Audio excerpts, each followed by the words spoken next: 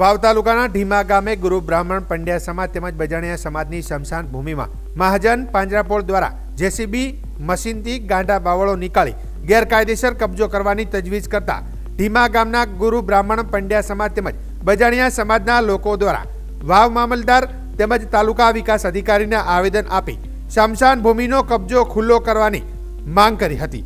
જો કે વાવ તાલુકાના ઢીમા ગામની અંદર આવેલી સ્મશાન ભૂમિની જમીનમાં મુદ્દાને લઈને તારીખ 10/1/2024 અને બુધવારે ઢીમા ગામના ગુરુ બ્રાહ્મણ પંડ્યા સમાજ તેમજ બજાણિયા સમાજના લોકો દ્વારા વાવ મામલતદાર તેમજ તાલુકા વિકાસ અધિકારીને આવેદન આપ્યું હતું, જેમાં જણાવ્યું હતું કે અમારા સમાજની સ્મશાન ભૂમિ ઢીમા ગ્રામ પંચાયતના નામે ચાલતી જમીન જેટલી જમીનનો ઉપયોગ અમે વર્ષોથી સ્મશાન ભૂમિ તરીકે 200 વર્ષથી ઉપયોગ કરી રહ્યા છીએ। હાલમાં સ્મશાન ભૂમિમાં મહાજન પાંજરાપોળ દ્વારા ગાંડા બાવળો જેસીબી મશીનથી નીકાળી ગેરકાયદેસર કબજો કરવાની તજવીજ કરી રહ્યા છે।